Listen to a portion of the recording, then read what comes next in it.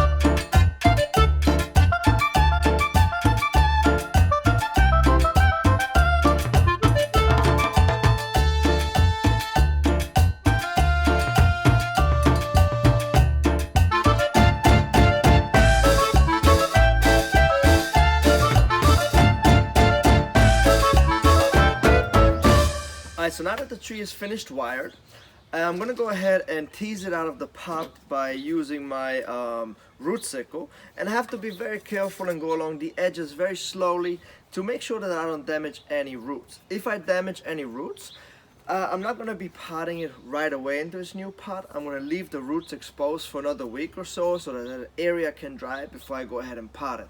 However, if I make it without damaging any roots, I'm going to go right ahead and pot it, but still wait another 2 weeks to give it its very first watering.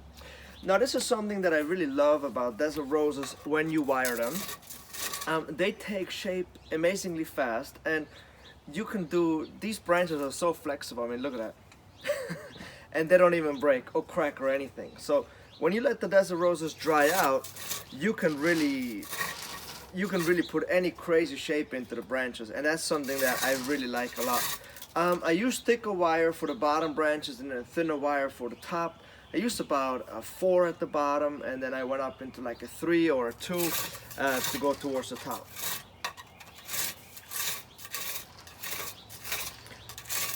So I generally repot desert roses every 2 to 5 years, and that really depends on the vigor of the tree itself and how vigorously it grows, obviously, but also the size of the pot and the size of the codex. So this tree swelled up quite a bit in this pot, and this pot was fairly okay when I repotted it into this pot. However, now this needs to go into a much larger pot that can support this large trunk. Desert roses are, you know, kind of like a goldfish, if you will. If you give it a large tank, they will grow into that size fairly fast. If you keep it in a small container, they'll just fill out the container and then stay that size. So that's why I want this trunk obviously to get even bigger than that. So I'm going to up pot it a little bit. So one of the things that you have to remember when you repot a tree is to cut the cables. You want to cut them on top and then also from the bottom. So let's see. Alright, so as you can see here, we have some cables, right? So these need to be cut in order for us to bring the tree out of the pot safely.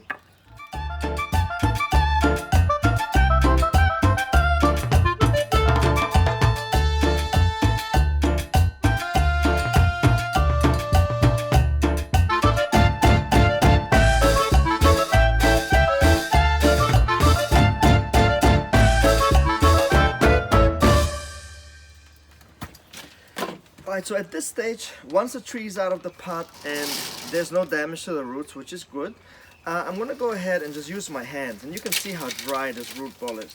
So I can just break it up with my hands, and all the soil just falls right out.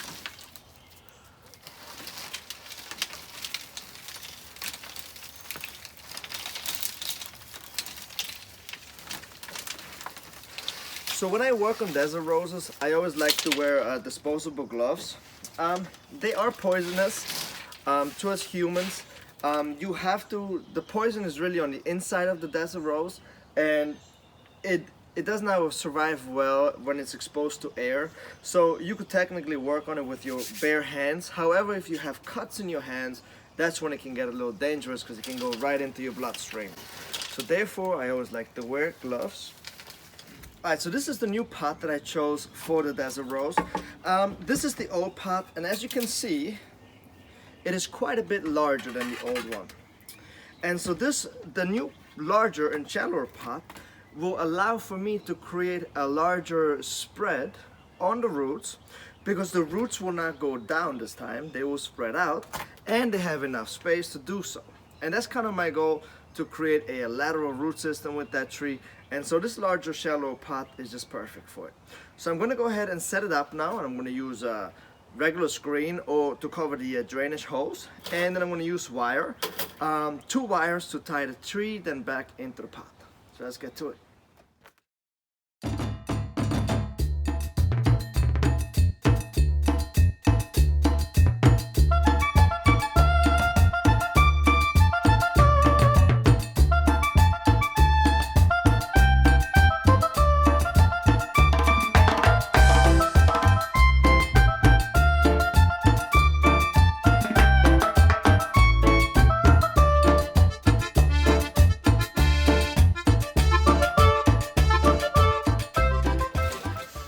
Alright, so once the new pot is set up, I'm going to go ahead and use our all-purpose bonsai soil mixture, and I just shovel it into the center of the pot and make a little mound.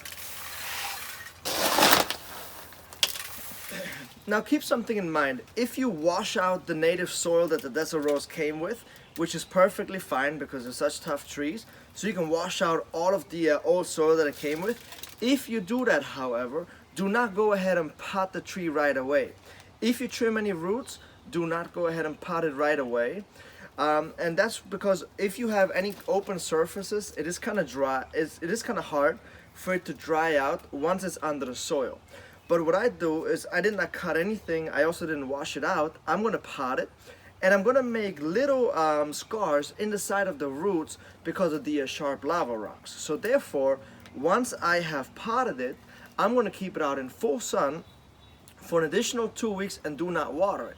So there's about an entire month that goes by without me watering this tree at all. And in about another 2 weeks, the tree will start to grow again on its own, and then I will give it its very first watering and then go from there. So just keep that in mind when you repot that.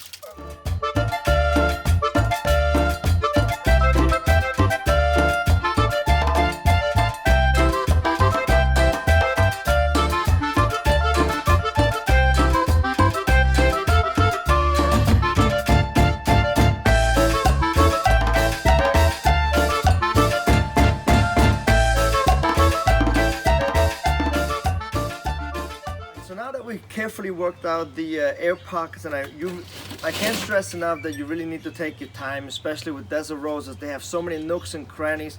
Take your time, and also you can use the tapping method after you chopstick it, where you use your fist or a little piece of wood and you just tap it on top of the soil, and that will help to compact it. Now this is why I also wired the tree beforehand, so that now that I don't put too much stress onto the roots after I tied it down, right?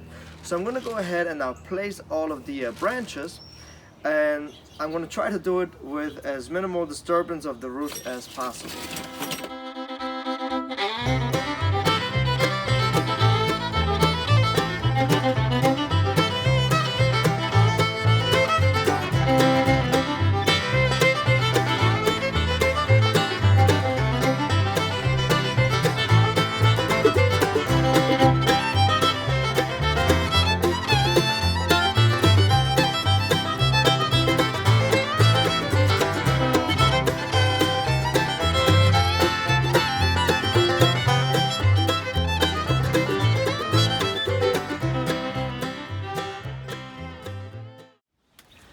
Alright, so now as you can see, all the branches, I gave them a lot more movement with the wire, and I didn't break any branches, which since I allowed it to dry out quite a bit, there's really no cracking that will happen in the branches.